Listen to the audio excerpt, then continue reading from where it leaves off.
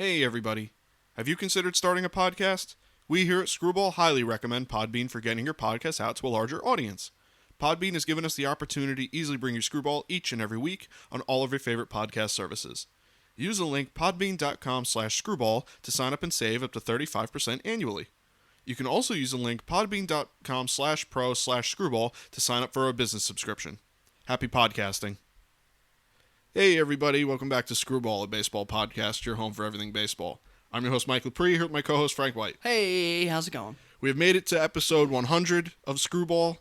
It's a big milestone for Screwball. We've been doing this for a little over 2 years now, through the COVID lockout, through the long CBA lockout, moving on to our third season essentially of Screwball, and we're not going to do anything too crazy for episode 100, but we did want to note at the top of the show that we finally reached our 100th episode, and it's kind of cool that we can hang our hat on a nice little milestone there. But as far as the episode goes as a whole, it's kind of standard procedure as we've been doing with our prediction series here. As we kind of mentioned last week, due to the CBA talks wrapping up, we kind of changed around our schedule a little bit to try and adjust to the new opening day date. So this episode would normally be, obviously our predictions episodes center around one division as a whole. But this week we're going to do the NL East minus the Marlins we did last week. So the other four teams, and then we're going to do 3 of the NL Central teams as well, which will take up, obviously more than half of that division and the majority of the NL East division. So looking at a good portion of the, almost half of the whole National League here in one episode. So we're going to start in the NL East, kind of like we do with how we usually structure the episodes. We go across the country from east to west. So with that, let's start in the NL East with one of the more newsworthy teams, I'd say, of the offseason is the Atlanta Braves. So as we do with the other episodes, we just kind of go through the roster. I'll go through the starting lineup, starting rotation, bullpen, bench guys. Frank will go into some prospects, and we just kind of think about, and talk about where these teams are kind of landing. So the first team up, the Atlanta Braves. The projected starting lineup for the Atlanta Braves is second baseman Ozzie Albies, new first baseman Matt Olson, third baseman Austin Riley, outfielder Marcell Ozuna, outfielder Adam Duvall, outfielder Eddie Rosario, shortstop Dansby Swanson, DH in the National League Alex Dickerson, and catcher Travis d'Arnaud. The reason, I'll just say it now, I have him listed on the bench. Obviously, you're missing Ronald Acuna Jr. there, but he is going to miss some time to start the season. Shouldn't be too long, but this is opening day lineup. He's not going to obviously be in the opening day lineup, but it's worth noting, obviously, he's going to be in the starting, outfield once he's back. The projected starting rotation is Max Fried, Charlie Morton, Ian Anderson, Huascar Ynoa, I believe I'm saying that right. And at the fifth starter, they had kind of a bunch of different reports, but I put Touki Toussaint as a possibility. They have a bunch of different, they had some prospects they could bring up. They had some younger guys. So that fifth role, I think, is going to be kind of figured out in spring training. But that's the starting rotation and the starting lineup. I will let Frank handle some of the other, the bullpen and the bench guys, and he's obviously always got the prospects. In the bullpen in particular, there's a big name in there that they made some additions that at least surprised me that they were going to make an addition to. So, but yeah, I think overall the team's looking good, and I'll let you kind of handle the kind of your thoughts and the rest of the roster here. Yeah, I mean, the Braves have a good team. They won the World Series last year. They have some turnover. They lost Freddie Freeman. That is what it is. They got Matt Olson, very similar type player, a younger Freddie Freeman, a touch lower average, more power first baseman, defensively probably better at this point. Just a younger player. Matt Olson's going to do great there from Atlanta, one of my favorite players. They have Marcell Ozuna coming back. He served his issues last year, was actually, I guess you could say vindicated from those, cleared of all those, which was good because, if he didn't do anything wrong, then you shouldn't be punished like he did. So he was cleared, so he's back. That should help them. Brought Eddie Rosario back, right, the NLCS MVP. He was a Braves hero last year. The team overall is good. They got depth. They got defense. They have some good pitching. The pitching struggled last year a bit at times, especially being injured. At this point, they're supposed to be healthy, right? Soroka is supposed to be back at some point, right? Mm-hmm. Yep. They have Kyle Wright, right? They still have Kyle Wright. He's a young pitcher. Yep. We have who was the other one that came up last year? Pitched great. Ian Anderson in the playoffs. That wasn't last year or the year before. But the last 2 years, him in the playoffs is like a whole different pitcher. Yeah, he's been money. In the bullpen, they got Kenley Jensen recently signed. That was a big move. I didn't think he was coming to the East Coast. Figured he was staying out west. Same. They got they strengthened that bullpen up. Just by getting Kenley Jensen, but there were some other additions too they made. Overall, the bullpen seems to be pretty strong. They're in the hunt on Kimbrel too. To make a possible trade to get Kimbrel back to Atlanta. Overall, though, the roster is built pretty deep. They have some good pitching. They're young still. They have some talent. I think they can repeat. The reason is because they really didn't have a good year last year and ended up winning. Right. So they can be more healthy, and some of these guys have good years. Why can't they repeat? Last year was almost like, how'd you do it? Instead of like, they should have done it. Mm-hmm. So now if they play like how they should do, they could win. So this is a team that's going to be towards the top of the division, towards the top of the NL, and could definitely push a pennant and push into the World Series. Right. Some prospects-wise, their system's not as deep as it was with some trades recently and guys coming up over the last couple of years. So they have lost some prospects in that hunt there. You have Michael Harris II. He's an outfielder. He was a 65th ranked prospect. Then they have Spencer Strider, a pitcher, not ranked in the top 100, and Drew Waters, an outfielder, not ranked in the top 100 at this point. He used to be. So they have won the top 100. But they do have some decent prospects. Just a lot of them have come up over the years, and a lot of them they traded away here recently. So that's kind of why their farm system kind of looks a little bleaker, but it's because these guys just came up. Yeah. Overall, though, they're very good. Their prospects pool's still pretty good, and their rosters is just built just to last for a long time with Albies and Acuna and now Matt Olson, Swanson. I mean, Austin Riley. These guys are all under 30 years old. Yeah. Oh yeah. And when you look at the Matt Olson trade, I believe they got rid of two guys that were in the top 100, Christian Pache and someone else. I can't remember his name. So you could have factored in three guys in the top 100 right there. But and Drew Waters, who recently fell out, but that's just because he really hasn't had a chance to get up in the majors. Yeah. So I he's mean, kind of just on that back and forth. So if he gets up in the majors here, he could prove that he was a top towards the top of the top 100 for a couple of years. Yeah. So he's still a prospect, not on the top 100, but he's still quite talented, player. Yeah. So they got depth. This is the World Series defending team, so they are clearly good and can be good again. It's a bit tougher division this year. Last year, obviously, the division was supposed to be, tougher than it was. We'll see if that actually shines through this year because three specific teams did really get a lot better this year in the free agent and trade market. So we'll get into those teams in a sec. But I think the Braves will be perfectly fine in the division. I don't think they should have a problem finding a playoff spot somewhere, especially with the expanded playoffs. So you're looking at a good team here, and you catch them kind of like how they were in the playoffs last year, and you never know where they can go. So definitely be on the lookout for them. The next team, which, prior to the lockout made a lot of waves in free agency and trade market, is the New York Mets, with the backing of owner Steve Cohen, kind of going to a la George Steinbrenner approach, back in the day. Spending, trying to make this New York team the New York team. And you'll see as I go through this roster here, the new additions that they've been making. So the projected starting lineup for the Mets without any, obviously any more free agent additions because you never know with him, with Cohen. But outfielder Starling Marte, batting first. Second, outfielder Brandon Nimmo. Shortstop Francisco Lindor. First base Pete Alonso. Now this was on two projected lineups, both in the same spot and everything. They had Robinson Cano at the DH. I don't know what his status is with the team as of right now, where his roster spot fits. He just came off of a second steroid suspension. Now, obviously, he's still a good player. I just don't know where his standing is in the roster. If he will find that starting role with the DH, I don't know, but I did see that as a predictor for him in the lineup, is Cano DHing. After that, you have outfielder Mark Canha, third baseman Eduardo Escobar, second baseman Jeff McNeil, and catcher James McCann. As far as the rotation, they made some pretty good additions. They have Jacob deGrom at the top. They have Max Scherzer now at 2, or 1 and 2. You could probably flip them too. It doesn't matter. 3, they just recently acquired Chris Bassett. 4, Carlos Carrasco. And 5, Taiwan Walker. And I think that I did see Taiwan Walker was listed kind of as an afterthought. I don't know if he's hurt right now or if I don't know if he's still.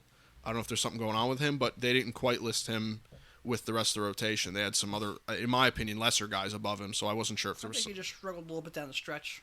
Yeah. So maybe he's like a fifth guy. Maybe you would use him out of the bullpen if everyone's healthy, maybe. But he should be a pretty good piece for them. Yeah, I wasn't sure where his status, kind of like Cano. I don't know where he wasn't. His standing in the roster. So I put him here because I feel he's a good pitcher. He's definitely a good 5. But I thought this team made some great additions. I think that they made some smart moves with Starling Martes of the world, Mark Canha, Eduardo Escobar. Obviously Max Scherzer got a big contract, but I like the Chris Bassett move personally. I think that's a great fit. I think that this team could definitely make noise in this division. I say that every year because the Mets on paper always look good, in my opinion. I think they always kind of come on opening day and they're ready to go, and then things go wrong. So could that happen again? Of course. It's the Mets. But it could be the turning point for them in the year where Cohen's not afraid to spend. He's not afraid to make trades and make the headline moves. So could this finally be the time that the Mets do it? They've definitely got the roster to do it. I'm not gonna sit here and act like they don't have key, especially superstars. So. I don't know how you're kind of feeling on the Mets. I know sometimes you're lukewarm on them. You're a little more trepidatious to give them the launching point that a lot of people like to give them, like that the best in the league type status. So I don't know how you're kind of feeling on this team. Yeah, I mean the Mets, they got a good roster. Being a team from New York and someone that's local for us, I feel like it's a team that we can give an extra minute or two here and kind of go into it a little deeper. Bullpen-wise, they lost some pieces, right? Brad Hand was an acquisition they lost, and Familia. They lost Robert Giselman, another one who went out the door. So their bullpen, I feel like, there's a piece or two needed. The bullpen, right? There's not many big names out there. No, Ottavino? Yeah, they picked up Ottavino, so that replaces one of the arms, you could say, but... Yeah, and he wasn't that great last year for Boston. Starting pitching-wise, sure, on paper, looks great. DeGrom, Scherzer, Chris Bassett, right? Taiwan Walker, Carlos Carrasco, people like that. I believe that the Scherzer deal was just I don't know why I just don't understand paying someone like that. He's a good pitcher. I feel like down the stretch with the Dodgers, yeah, he had some good starts. His last 2 starts, though, I believe the regular season into the playoffs, he really was not the same pitcher. And then you've seen in the playoffs they couldn't even pitch him. So you don't want to run into that issue. DeGrom, he was hurt every day. I mean, that's serious. He was hurt every day last year. After every start, there was something wrong with him. He's already said he's opting out next year. He's not going to pitch through any sort of discomfort at all. I mean, anything. I mean, it could be like a paper cut. I feel like he's pulling himself out. I mean, right or wrong, right? As a pitcher, but you got to watch that. How durable is he? Yeah. Obviously, you can't rely on the year he was putting up last year. So that's something that, the question mark there. Carrasco wasn't that great for them. Taiwan Walker struggled down the stretch. Chris Bassett's a good addition, though. He's pretty solid. He's a really, really good 3-man. He's a good 2-man. He's a bottom tier ace. So he's a great 3-man. They have some pieces pitching wise. Bullpen could struggle a bit. They do still have Edwin Diaz, who had a better year last year. Offensively, they got a good lineup. Pete Alonso. They have James McCann still. I think they're kind of doing something weird with the catcher. They might cut a little bit of James McCann's time, but he's still the catcher. Jeff McNeil as of now. There could be a trade with him. Dominic Smith as of now. There could be another trade with him.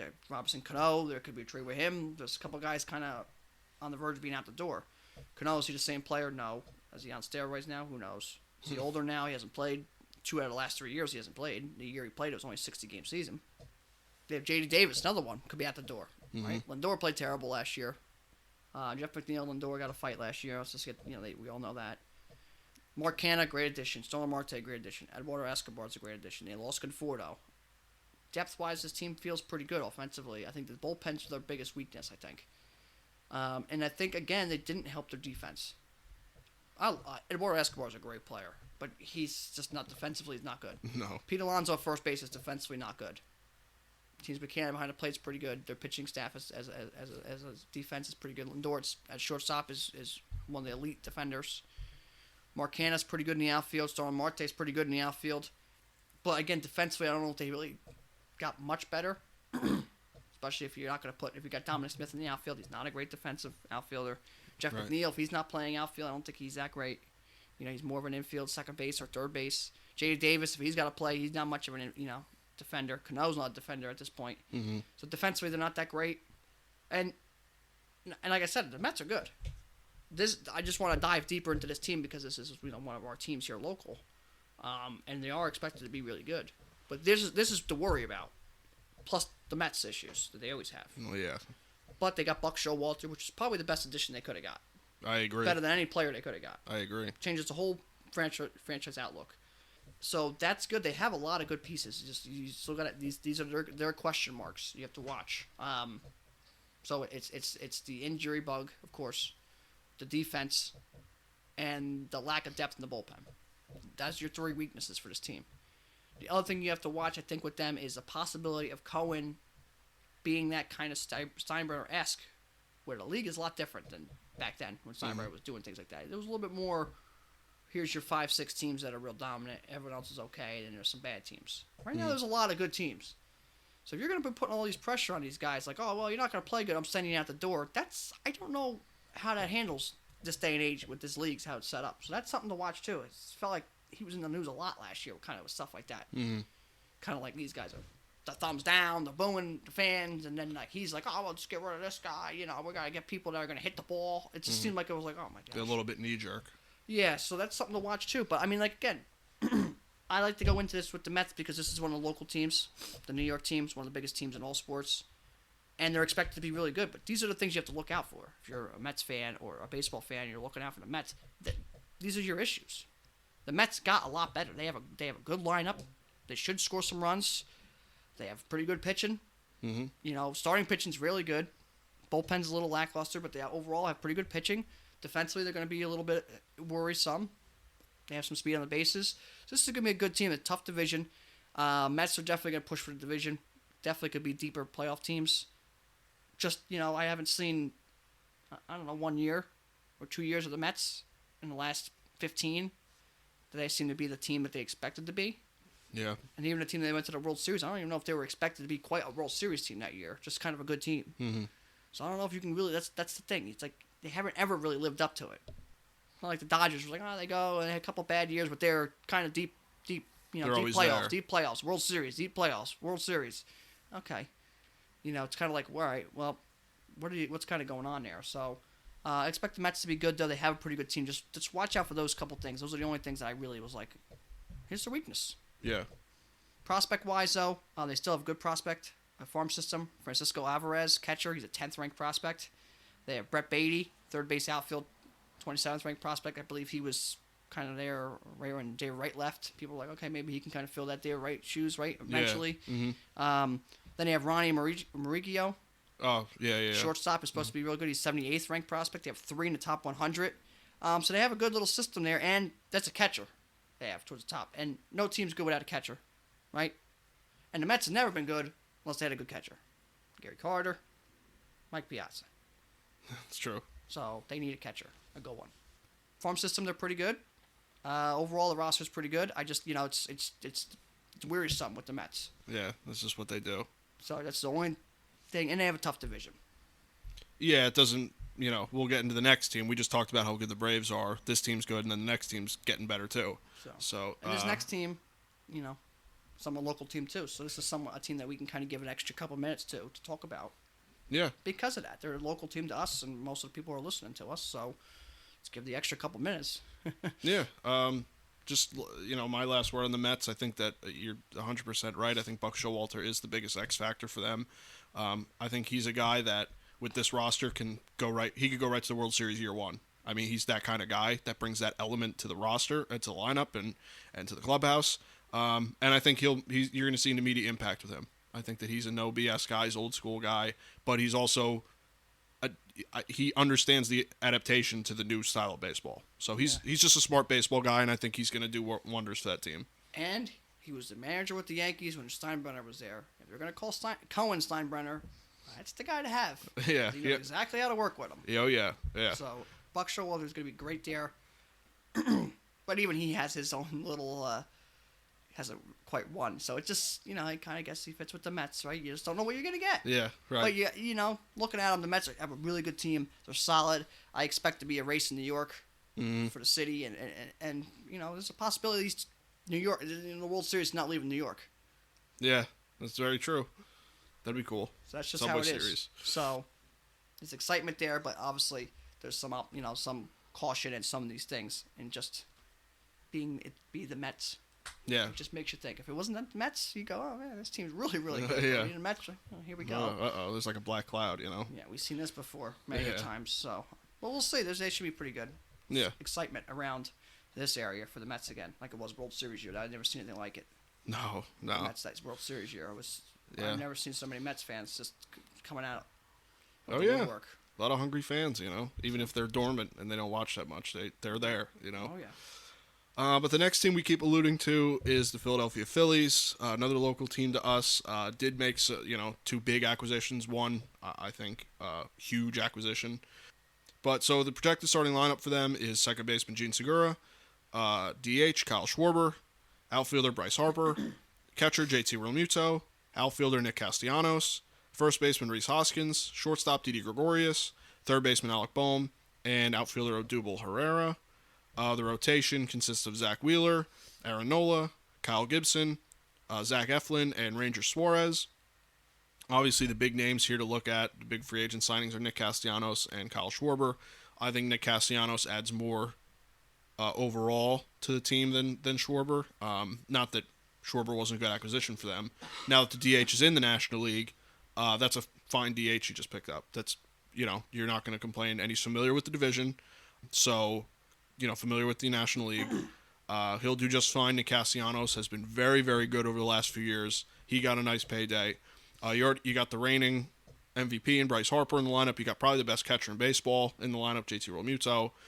Rhys Hoskins has got some stupid pop, even though, he's got his average problems and defense problems and stuff like that.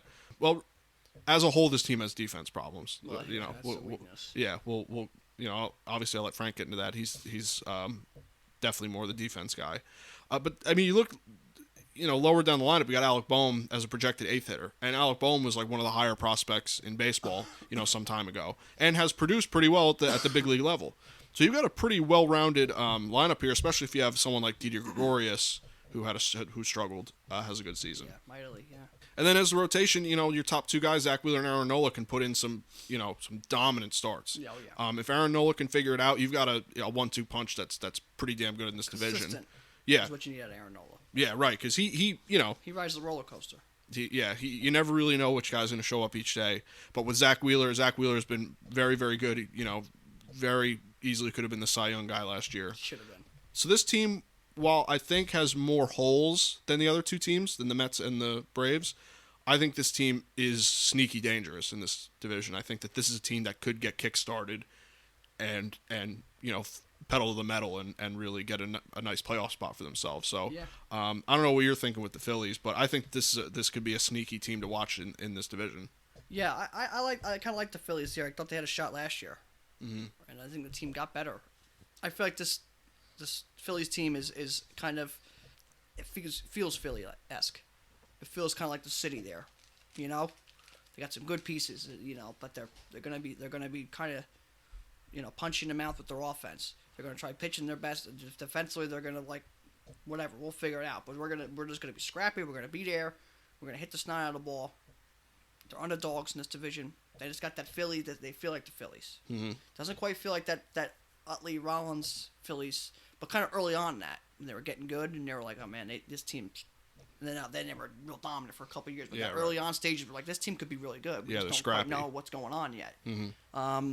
Bullpen wise, I believe they picked up Familia and they picked up Brad Hand, right? Mm-hmm. From free agency. Those are two good moves from them. The Phillies bullpen still needs help.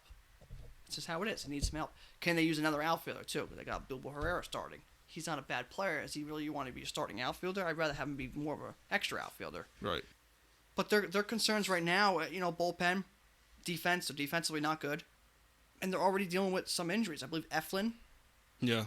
He's already possibly questionable for the beginning of the year, and Wheeler already had a shoulder injury. Yeah. So that's already off to a bad start when you have a good division. You don't want to be chasing all day. But this lineup, Schwarber, The way he played last year, last 60, 70 games or whatever, he was batting 300, hitting home runs. Castellanos at Philadelphia in Citizens Bank Park, he goes opposite field. He was dominant at Detroit. And then he went to Chicago, which is a half a year. And that's pretty big, unless the wind's blowing out. And he was dominant there. Then he went to the Reds. I mean, that's a hitter's friendly ballpark. And look what he did. Now you're going to put him in Philly. He'll be fine. Yeah. Harper, MVP. Realmuto, best catcher in baseball. Alec Boehm, I mean, last year he struggled. The year before he was batting 300. He's one of the top prospects. He's just got to get that power stroke because he's a guy who's supposed to have a lot of power. Mm-hmm. He had like 8 home runs last year. That's not going to cut it. But he's going to get better. Didi can't have much worse year. Hoskins, he had his injuries last year, but he played pretty good at stretches. He's just got to cut down some of the inconsistent roller coaster ride that Nola rides. Nola have a start or two where he's dominant. Then he's just walking guys. Then he's afraid to throw strikes. And then he's all over the place. And then he's striking out 15 guys. Who did he strike out? 10 in a row last year? 9 in a row? Tied the record? Mm-hmm. Broke the record? Wheeler, workhorse. As long as he's healthy, he's going to pitch every day. And he's just going to go to town. I feel like they could use maybe Kyle Gibson was good last year. I feel like they could maybe use another starting pitcher. And they could use a bullpen guy. Their defense is just not good. Realmuto, great Gold Glover back there. Some of their pitchers aren't bad. Hoskins, average. Maybe over there, right? Maybe average, maybe a hair above. You could even say a hair below, but I would say more average. You got Didi, defensively, one of the better defensive shortstops. I mean, even still, his defense maybe not quite the same as it was a couple of years ago, but defensively still one of the better ones. Mm-hmm. Schwarber, if he's playing defense, he's not great. Castellanos has definitely made himself a better defensive outfielder. He has struggled in the past. He's definitely better now. I would say he's above average. Not super, super great, but above average. Right. This Alec Boehm struggled a bit last year. He's just young, so he's still learning. He's figuring it out, yeah. And Abdul Herrera, I just don't, I feel like that's a weakness for them, as he's going to be your starting center fielder, right? I mean, you just feel like you need something there.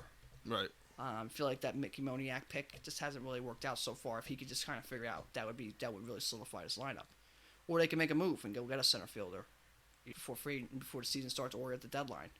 But this team, it's a good team. I just, it doesn't have the standout, like you said, with the Mets or the Braves.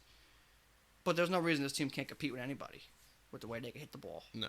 And this is a team that we've seen last year at times. They get rolling, and they catch that city on fire, and things are going, and it's just, the team rolls. They did it last year for a couple weeks there, and all of a sudden they were first in the division? Yeah. Right up there, tied for first in the division. So this is a good roster. Girardi there, kind of how to fight, work through a bullpen that maybe might not be that great. So this is a pretty good team. It's an underdog team. I think should definitely be pushing the playoffs, especially with the expanded playoffs. Could they push the division? Sure. Offensively, I think they're a team that can go to the playoffs and maybe make some noise.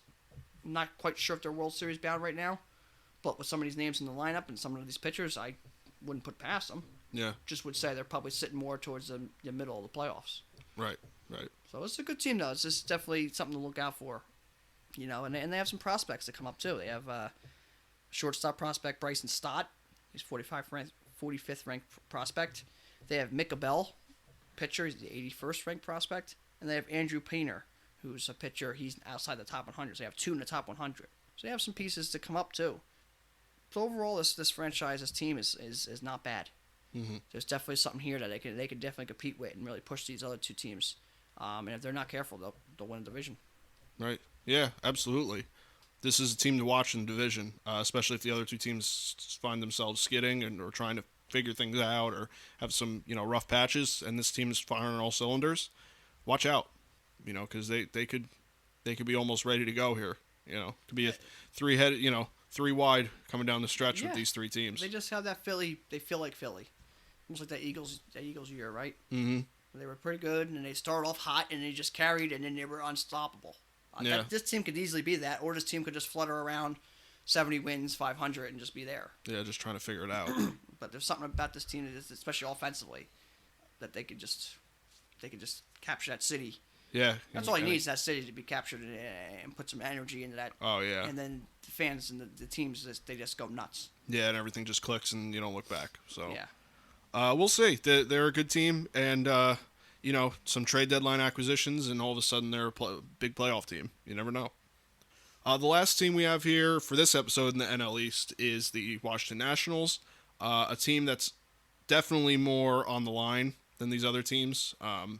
They made some acquisitions, And they made, two big acquisitions recently, two big Dodger prospects in the Max Scherzer deal, I believe. So their projected starting lineup is second baseman Cesar Hernandez, outfielder Juan Soto, DH Nelson Cruz, first base Josh Bell, outfielder Lane Thomas, catcher Keibert Ruiz, shortstop Alcides Escobar, third base Carter K. Boom, outfielder Victor Robles, and their starting rotation is Steven Strasburg, Patrick Corbin, Josiah Gray, Paulo Espino, and Anibal Sanchez. So obviously not quite the roster that the other three teams have, nor do most teams really have those kind of rosters. But you got guys like Juan Soto, Nelson Cruz, Josh Bell, names like that. Definitely make you think twice about the lineup. Young guy Keibert Ruiz they got over from the Dodgers is supposed to be a very, very good catcher. He's still figuring it out. Alcides Escobar, kind of where he came from, back from the 2015 Royal days. Yeah. If Carter K. Boom could goodness. at one point figure this out, at this point, either be good or don't be good. Yeah, Either be good and figure it out, or just get off the team. Yeah, I'm because tired of looking at it and that's not being nothing. Yeah, because It's like a Lewis Brinson, here, right? It's like, come on, figure it out or don't figure it out. I'm just tired of looking at you. Yeah, because I'm sure National fans are quite pissed off at this point because they hear his name every year. It's like, oh, he's coming. It's like, well, he's got to figure it out one day, right? But if he can figure it out, then obviously you've obviously got a great player there. And then his rotation, Strasburg's always hurt, but fantastic pitcher. When he's right, he's a great pitcher, and that's just what it is. Patrick Corbin, same deal. He struggles, but he is a good pitcher. Josiah Gray, kind of within the Keibert Ruiz corner, where he's supposed to be very good and can be very good. We'll just see where you get out of him. So overall, I'm feeling lukewarm in the Nationals. They're probably the fourth place team. They're kind of like, they're not quite at the level of the top three teams, not quite bottom dwellers. They are a good team. Could they sneak up on you? Sure. They're not just going to steamroll this team. But, comparatively to the other rosters, they don't quite stack up. There's more holes in the bullpen, obviously, is a big hole. The depth in the rotation's a big hole. The starting lineup definitely has some spots in the lineup that you could pitch around, pitch to other guys. So, good team, but, they had the run in 2019 that kind of they didn't blow the team up, but they kind of blew up some pieces. So I just don't know where this team is, going to head from here. They're in the middle. Maybe they're a rebuild team. I don't know. But, yeah, pretty good, but not quite there. Yeah. They made some good veteran signings, right? I believe they have D. Gordon on a minor league deal and a couple guys like that in some minor league deals. I think Cesar Hernandez is a good move. Nelson Cruz fits with Juan Soto. Just seems like a good pairing there. Overall, team's not bad.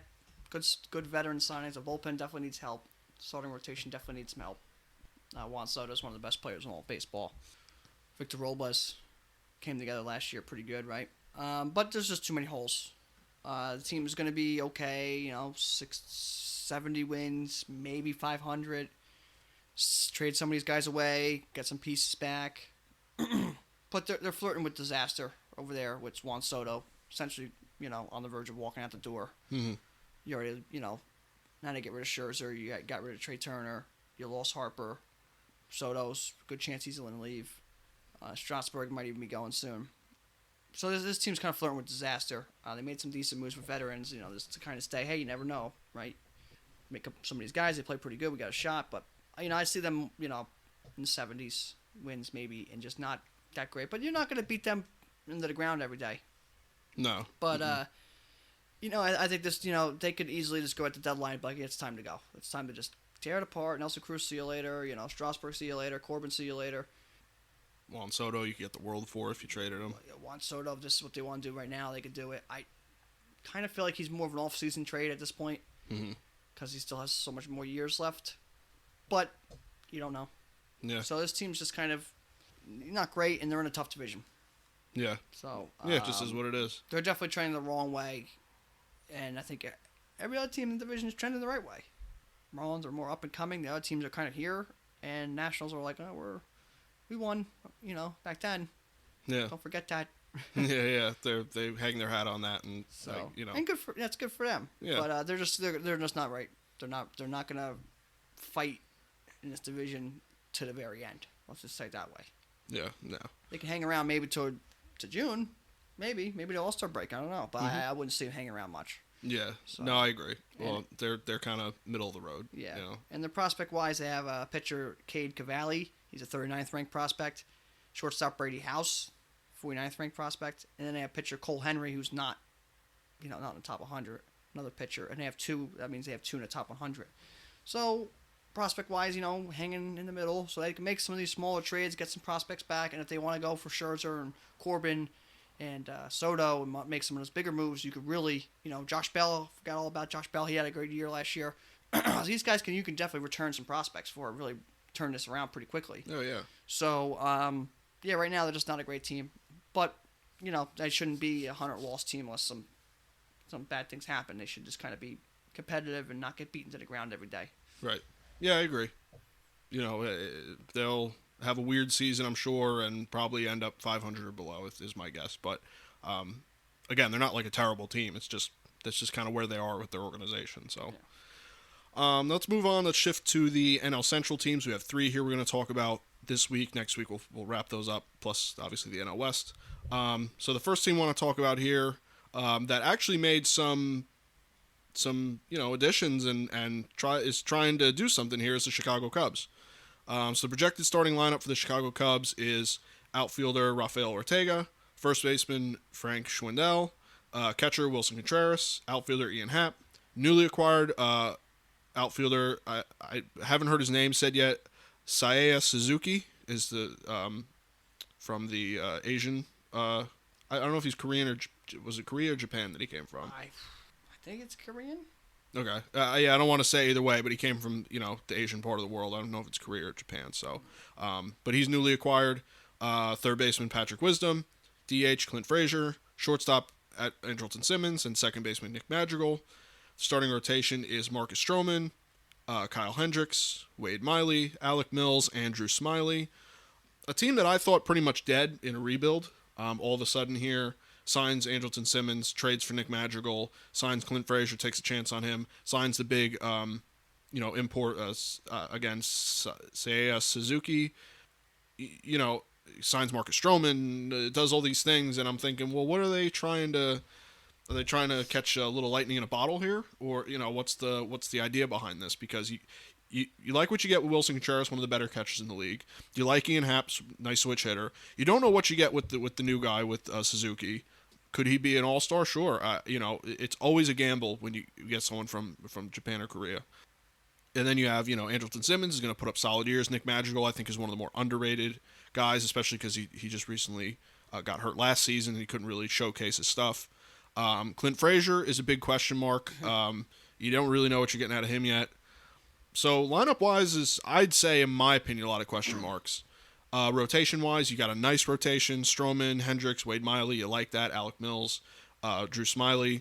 It's not going to be, blowing the doors off the place. But you do have solid guys there that can put in really good starts at times. Smiley and Miley, right? Yeah, I mean, this team is very strange. I don't know quite where to put them. I think the NL Central is a little bit more up for grabs, and I think definitely they could slide in more than a division like the NL East with this roster. But there's, at least in the lineup, I'm seeing 3 to 4 question marks, like legitimate question marks, and some rotation question marks. And then obviously, there's depth questions and bullpen questions. Yeah. So I just don't know quite what this organization is doing, but they do have a pretty good roster. They're doing something. Yeah, the team's not bad. They're going to be somewhat competitive. They're not great.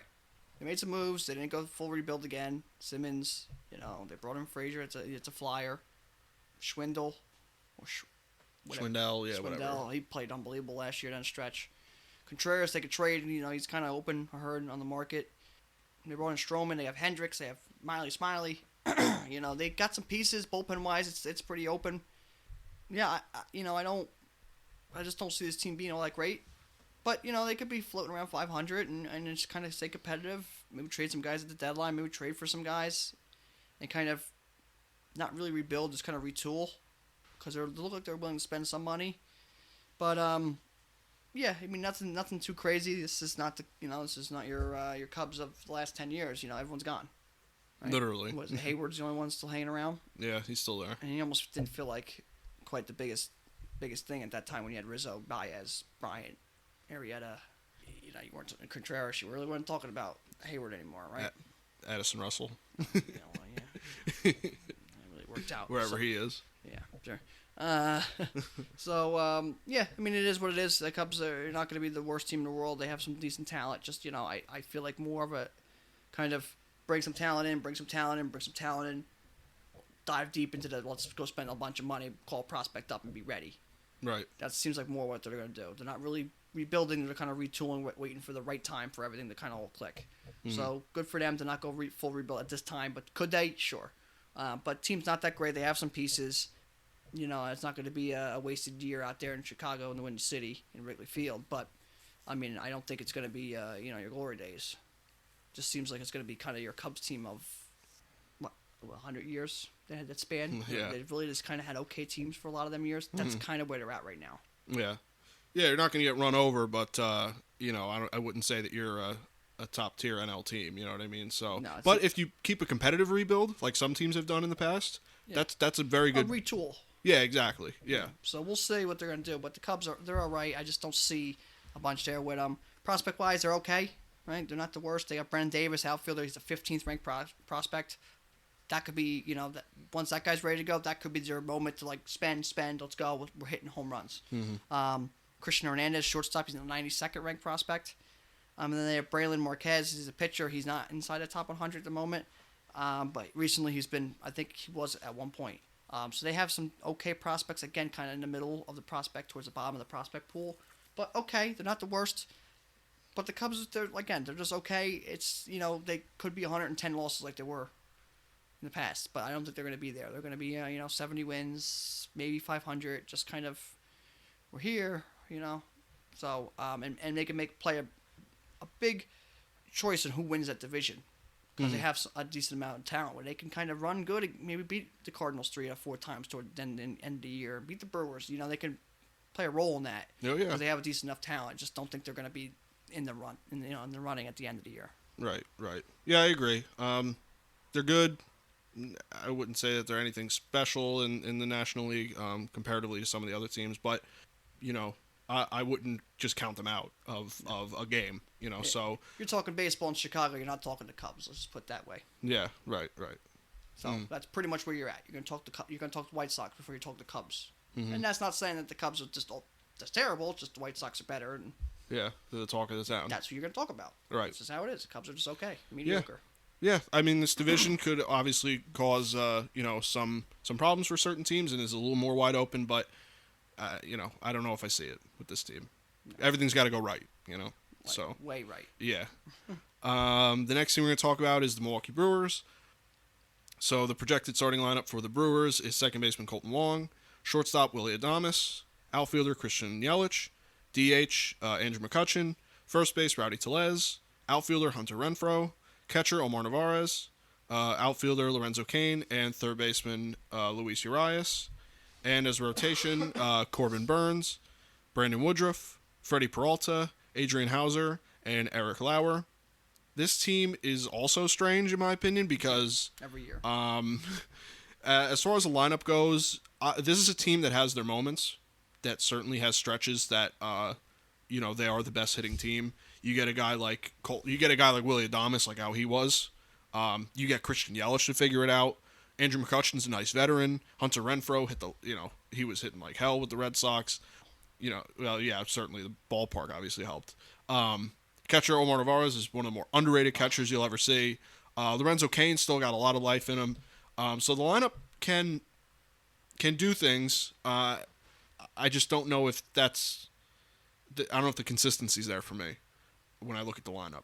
As far as the rotation goes, I think they have a very good rotation, especially if they pitch even, remotely like these guys did last year.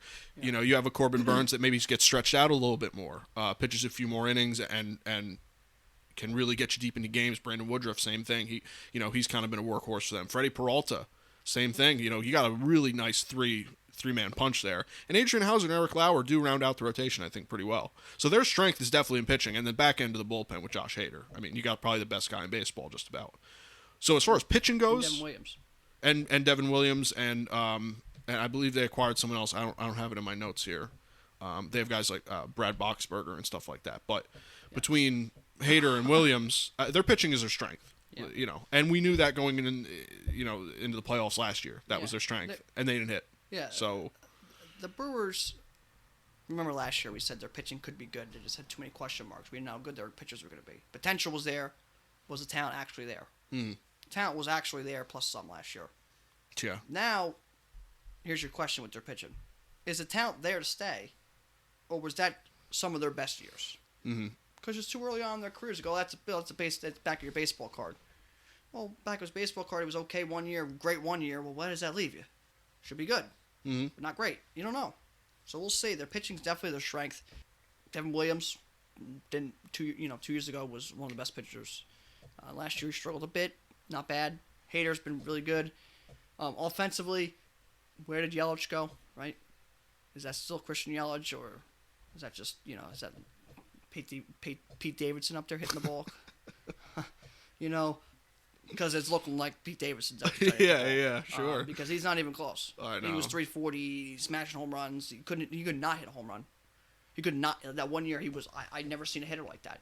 And then now he could barely hit the ball. He's got to come back. Lorenzo Cain, he's okay. McCutcheon's okay. He's just getting older and he's starting to get some of his injuries, but not a bad piece. Navarez is pretty consistent for them. Tellez does his job. I just don't see offensively them being that strong unless Yelich comes back. If Yelich can come back, and I'm not saying be the MVP like he was nuts, but he's got to come back and be pretty close to that MVP. Yeah. That's the type of player he is. If he could do that, then this offense has a leg to stand on, and then the other guys just have to be manageable. And then with that pitching, they can stick around. So it's definitely a decent team. It's been for a couple of years now. It's almost like what I can't say they're going to be good, like really good, because there's just not enough. Similar to Reyes, where you're like, this is a good team. I don't know where I can really stand up and be like, I know this is going to be good. I don't know yet. Yeah, but they could definitely win 100 games. They could definitely be 500. Yeah. That's how they've been for a couple of years now. And they rely a lot on their pitching for a couple of years now. Is that pitching finally going to kind of give? If that happens, then you're talking about a 70-win team. Use the pitching, Craig Counsell, beat the bullpen up for 2 years. Really eating them up. And it's working. But eventually it fades. You just don't have the arms to keep doing that. So we'll see what happens. It's a good team. They have a good roster. They can win this division. They can make a push in the playoffs. But they do have their own question marks. And one is their 3-hitter or 4-hitter or 2-hitter, whatever you want to put Yelich. That's the key to this team. Right. That and their pitching being close to what it was last year. And Yelich has to be Yelich. Otherwise, I just don't see how you can't have a guy like that and not, Yeah. You can't have your best player not play. Mm-hmm. And be playing and just not be doing good. You could have brought anybody up last year and beat his stats. Oh, yeah. And that's not that Christian Yelich is an MVP, one of the better hitters in all of baseball. Defensively, they're okay. We'll see. A lot of kind of streaky hitters. Renfroe's streaky hitter. I just don't know what they're going to get. I just see that the team could definitely be pretty good, but we'll see. Yeah, definitely a lot of question marks there. Pitching, like I said, if they pitch relatively like they did, you don't have to have ace status, Cy Young status, but if they all come together and pitch with a 3-something ERA and really put in innings, because I think that's a big problem that I saw with Corbin Burns. Put in innings and eat innings and save your bullpen a little bit. I think I would rather have that than the guy that comes in for 5 innings and gives up 1 run, and you have a really good ERA. I'd rather you help my bullpen out, and kind of take me deep into a game. So we'll end up seeing. Similar to Reyes. Yeah. You kind of figure it out, and you're like, oh, they're a good team, but you can't look at them and tell me, well, this is, they're going to be good. Yeah, you can't quite put your finger on, well, that's why. Yeah, but there's they end up being pretty good. You're just like, you can't sit there and look at them on paper about whether they're good. Yeah, I'm not going to take away that they could win the division. I think they could very realistically see a playoff spot easily. And they can go deep in the playoffs with some of this pitching and what Yelich can do, but they can easily be sitting home with 70 wins like the Twins were last year, get slapped in the head all year, and you're like, what the hell happened? Yeah. Easily. Mm-hmm. Just as easy as the Twins did. Last year. They got smacked around, and they were one of the better teams. Right. Or they can go to be deep in the playoffs. Mm-hmm. They're hit or miss. Yeah, it's we'll see how they do in the season type deal. So yeah, we'll the last bit there with their prospects pool has kind of been their, where you don't have any prospects. That's how it kind of felt with them, right? They have Sal Frelick, outfielder. He's their 70th ranked prospect, and they have Joey Weimer, who's the outfielder. He's a 100th ranked prospect. So you have two in the top 100. Then they have Garrett Mitchell, an outfield prospect as well. So prospect pool not great. They have two in the top 100 and none in the top 69 players. Right? So they're not that great prospect-wise still. So not really a bunch coming up through the farm either, which is kind of weird for them because it's been a couple years like this. Right. So they're just very weird franchise. yeah, But that's for sure. But they're there. They could be competitive. They definitely can go deep in the playoffs, or they can go home. So question mark team. Every division has a couple question mark teams. That's your big kind of wild card team in the AL Central, possibly in the whole NL. Right. They could change the whole NL, or they could just be, it doesn't matter. We're going to face the Brewers today. Mm-hmm. Or they could be like, damn, we're going to go face the Brewers. Good luck. Right. Yeah, we'll just see how they end up, and, I think that they could definitely go places. It's just we'll see what team hits the field, Consistently. Yeah, on a consistent basis, yeah. The final team for the episode, and last but not least, is the St. Louis Cardinals. A team, in similar vein to the Brewers that really have the potential to really kind of run the show here in the Central, but have to kind of put things together, have to have some things to figure out. So the projected starting lineup for the Cardinals is second baseman Tommy Edman, first baseman Paul Goldschmidt, outfielder Tyler O'Neill, third baseman Nolan Arenado, outfielder Dylan Carlson, catcher Yadier Molina, DH Corey Dickerson, shortstop Paul DeJong, and outfielder Harrison Bader. The projected rotation is Adam Wainwright, Jack Flaherty. I put a question mark because didn't he go for some scans and there was something going on with him, but there wasn't an official IL move or anything. He had some shoulder issues last year, tried coming back from, and they wanted to get some tests and make sure there's no real problems there, but they're going to be safe with him, so he'll probably be shut down for a little while. Yeah. He might miss a month or two. I don't think it's too serious, though. But, yeah, you might miss some of him, which is one of their issues already. Yeah. For the team. Yeah, but, they put him on the projected starting rotation as like a 1 or 2 guy. I'm like, well, I heard he was kind of figuring something out. So I think it's more of a little bit more precautionary. Like, hey, let's make sure he's okay and kind of get him to the end of the year. Mm-hmm. So you might miss a little bit of time. But as of right now, I don't think it's too serious. Okay. Well, you have him, and then to round out the rotation, you have Steven Matz, Dakota Hudson, and Miles Michaelis. He's healthy. Miles Michaelis for the first time in 2 years. Yeah, right. I forgot about that.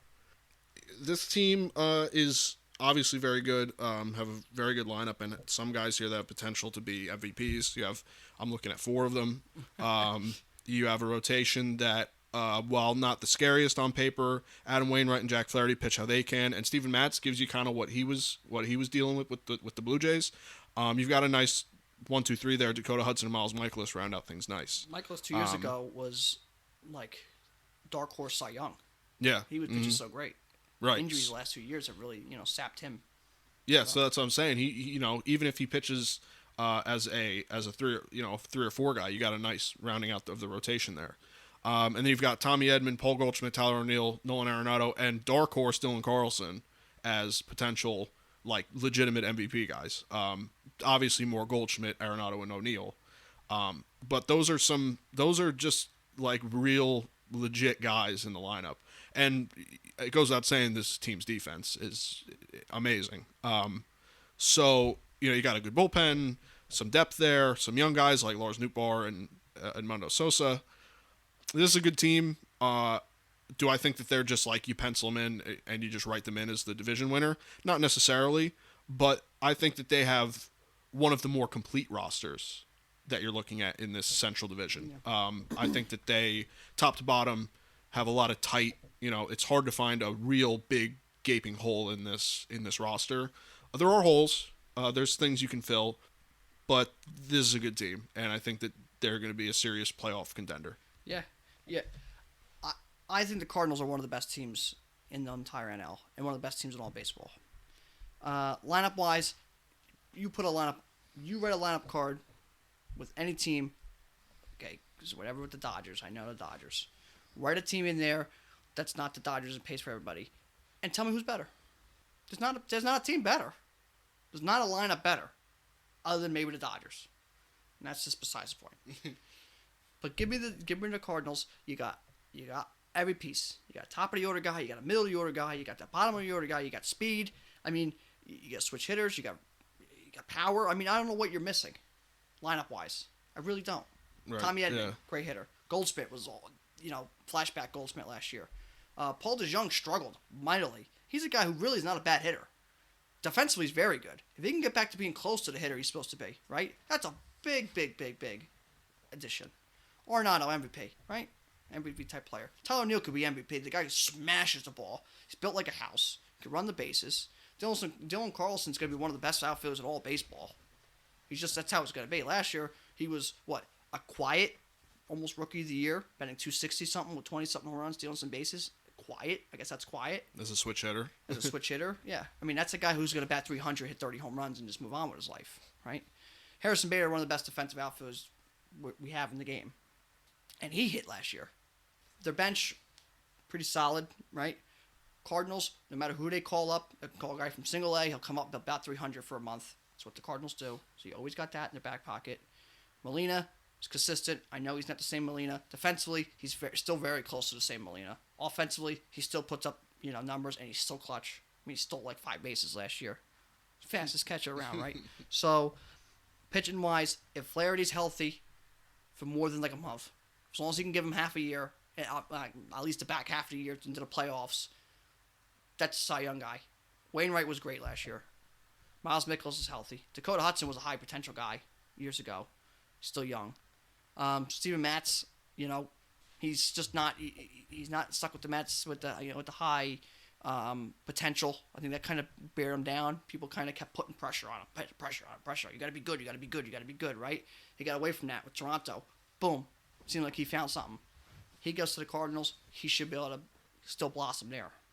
The rotation could need a little bit of help. Maybe they get one piece. Maybe they go make a big trade.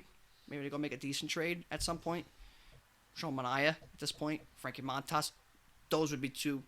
One of those would be great moves for them. That sets that rotation up for great success, as long as Flaherty is somewhat healthy. Bullpen-wise, Anthony Reyes is already hurt, struggling with some issues there. He could be missing, he could miss up to half the season, but expected to be back at some point in play. So I wouldn't say he's, you're missing him. Jordan Hicks is supposed to be back. Was it Alex Reyes you meant? Alex Reyes. Yeah. So those guys are supposed to be, Jordan Hicks should be back. Alex Reyes, he's already dealing with some injuries, but he should be pitching at some point this year unless things go haywire. So they could use a bullpen piece here and there. I believe they still have, Andrew Miller out there. Yeah, I think so. He's not the same pitcher, but still not a bad piece. Giovanni Gallegos, underrated, one of the better relievers. You could put him in the 5th inning if you wanted. You could put him in the 8th inning. You could pitch 2 innings. You could be the closer. They have a couple pieces like that. So bullpen could get a bit better. Could they be in the Craig Kimbrell sweepstakes if the White Sox decide to trade him? Absolutely. That would be a piece. That would be the piece that really puts them. And then Reyes comes back. That's really strengthens that up. Could they go get a starting pitcher? Manaea. Frankie Montas strengthens them right up. Is Luis Castillo available? Would the Reds trade him in division? You never know. Reds do whatever they want, whenever they want. It's true. There's just they're right on the cusp. They can go all the way with this team. They can add a piece or two. I don't see a team that's just more complete in their abilities to do whatever they want on the field. Defensively, they're one of the best defensive teams we've seen in a long time. They can run the bases. They almost single-handedly beat the Dodgers, right, in the playoffs last year. And it was the wild card game. Yeah, wild card. Single-handedly by running the bases and playing great defense. Well, they steal 5 bases in that game, 4 bases in that game. Yeah, something. They scored the run the first inning. I believe the guy got the first. He stole second. It was a threw it past the second baseman, or no, it was a wild pitch, next pitch, and then the next pitch was like a ground ball, and they scored. It was scored one of the 2 runs they scored, just by being on base, which teams don't do anymore, and running the bases, which teams don't do anymore. Right. And teams don't play great defense because they put guys out of position. Yeah, that's just baseball. So they do that. They have, and then their depth in the team and their pitching is a great team. It is a great team. And last year they had injuries and they didn't play great, and they still were right there. So if they could just be healthy, they're going to be really, really good. I don't know how I think they're projected like 81 wins this year. Yeah, I don't know about that. You give me the Cardinals over anybody, and I'm not going to complain. Mm-hmm. I'm not going to complain. And that's not a team I would take over the Cardinals. Just because they're complete. Other teams better on paper? Or the Mets comparable, better on paper? Could the Braves be? Yeah, they could be. Oh, the Dodgers, sure. Yeah. It's a little bit different animal there, but complete? No. They're young, too. Mm-hmm. Gotta take Wainwright and Molina out. It's a pretty young team. Goldsmith's, I guess, older. Mm-hmm. Well, the rest of them are all, 25 years old? Arenado's 28, 29. Mm-hmm. Everyone else is, real young. Edmund, great player. They're a really good team, and they have pieces in the minors. Third baseman Jordan Walker is a 30th ranked prospect. Nolan Gorman, second base, third base, first base kind of utility guy. He's 33rd ranked prospect. Mm-hmm. Could he come up and be maybe a little bit DH? Could they also be on Pujols to bring him back? What a reunion that would be. Yeah, that'd be cool. Then you have this guy who could be the piece that puts them over the edge. Matthew Liebertore, Mm-hmm. the pitcher, the 43rd ranked prospect, who was higher in the last couple of years. Obviously, kind of slowed his, getting into the majors kind of slowed him down a little bit. But he's still a 43rd ranked prospect. Big lefty with big curveball. Mm-hmm. You bring him up. Does that sound familiar? Big curveball, young guy, Wainwright, right? You bring him up, and he could be in the rotation to help that rotation, or even in the bullpen, helping the bullpen. That could be a missing link. Yeah, That agreed. really sets them off the edge. And they have other minor leaguers. They're a very deep team. They have 3 in the top 100. They have 3 in the top 43.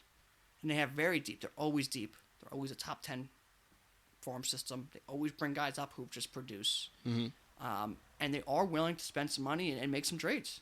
We've seen that with Goldsmith and Arenado and guys like that. They're willing to make those moves. Right. So this is a team that could really, really compete. I would put them win this division. I would put them 90-plus wins. They could win 100 wins. They could be in the World Series. Or they can kind of be some injury-prone and deal and fight and make a wild card and then make a run at it. It's the Cardinals. They're in the playoffs. They can win the whole thing. Yeah, they are always like a team to watch if they're in it, Yeah, count them out, and they'll be first team there. Yeah. So it's a very exciting team. It's a great organization. Uniforms are great. Colors are great. Stadium is awesome. Can't wait to get out there sometime. The reason I like them so much is because they play the game how you're supposed to play the game. Mm-hmm. You steal bases. You have some contact hitters. You have your power hitters. They play great defense. They don't just have a bunch of guys who just throw real hard and make a shit ton of money. Mm-hmm. They have pitchers. They have some guys who throw hard. They play good defense. They steal bases. They have power. They have young guys, switch hitters. I mean, they do a little bit of everything. How can you not like that? Right. It's why people kind of like the Reyes and they watch them. They're like, this team that kind of does things, and they're not really, especially them, they don't pay anybody. Yeah. This They team just play kinda, baseball. Plays the game the way it's supposed to be played, which is different from almost every team anymore. Mm-hmm. Which is why this team's exciting. Right. For me, at least, someone who actually likes watching baseball, not just watching caveman swing bat. Yeah. Which we get to watch here in New York. Yeah. Well. Most of the time. Yeah. I know. Well, when you're in a division where you've got the Pirates, you can pretty much beat up on. That can not that you're playing. Is it this season? I believe you're playing less divisional games. I'm not sure if it's starting this year or next year. It's probably going to be more next year because I think they already had a schedule out. Right. So I imagine they won't do that. Well, either way, you've got a lot of games against the Pirates. Reds are kind of full. They're blowing things up. So you got 2 teams there that you don't have to worry about. Then you got the Cubs, who are kind of middle ground. Then you got the Brewers are the other team, and you're a more complete team than the Brewers. So unless the Brewers catch fire, which as we just talked about, is certainly possible, and they really battle you for the division, you like your chances as the Cardinals. Yeah. You like you've got the defense and speed advantage over probably most of baseball. Very complete lineup. I think you could question the rotation depth, especially if Jack Flaherty has some trouble with his arm and shoulder. I think you could add bullpen pieces. I think you could add a bench piece. I think an Albert Pujols move would be very nice. So I think there's for me, there's a little bit of depth that you can add, which is nothing that some free agent signings and some trade deadline moves can't fix. The nucleus of this team is there. Not many teams have that. Like, okay, we have the core. It's just add-ons now. Right. Yeah, they're just solid. They have the pieces of a team that can avoid those treacherous 10-game losing streaks and 2 out of 10 losing streaks. Yeah, that's true. They have the ability. If we're not hitting well, maybe we could pitch well. Maybe we're not pitching well. We're playing great defense and we're stealing runs on the bases. Mm. That wins you that extra game and keeps you out of that. Keeps you more in that 4-6 on a bad run, maybe 3-7 on a bad run instead of that 1-9. Right. Or that 1-10 or 2-12. It's like that's a bad run. Mm-hmm. They have the abilities, but they also have the offense that can just go nuts. They have the pitching that could be really good. Then they have the defense and the speed that can kind of help them out of these bad, these bad gullies. Mm-hmm. They have the ability to kind of stay away from the cold streaks, the long cold streaks. But they have the abilities. If things are going, they could. I mean, they could be not doing two things and still be dominating, because they're just built that way. Yeah, right. So that's what's exciting with them. And I do like the Cardinals in the National League. They are a team that I do like to follow and keep up with, but it's because the way they play the game and run the organization. But it's teams like this who are kind of built more homegrown and just they do a little bit of everything. Mm-hmm. I just don't see how you can't like them well this year, in the division or something. Yeah, right. But they just seem to be give them a chance. Mm-hmm. They're one of those teams, and they're gonna take it. And they're gonna run with it. Yeah. Every single year they get to the playoffs, I'm like, here they go. Yeah, all the way. They've certainly got the roster to do it, and it's just a matter of doing it. And we'll see. And health. Yeah, you got to stay healthy. Obviously, some injuries just really derail a season, and just really demoralize a team. But if you can stay off of that and play kind of how they did at points last year, and this is a very good team. And I think that they shouldn't have a problem finding a playoff spot really at all. No, especially with the expanded playoffs. Oh yeah, certainly, yeah. And I think they could win the division. That's kind of it for the teams we wanted to talk about for this episode. We talked about the NL East minus Marlins last week. Talked about the three teams here for the NL Central. We'll come back next week with the entirety of the NL West plus the last two, almost literally and figuratively, the last two teams in the NL Central. So we will finish up the divisional, kind of our quick look at the teams next week, and then go into our full. Here's our numbers. Here's our wins. Here's our losses. Here's our predictions. Here's our awards. The craziness. All the wrong answers, right?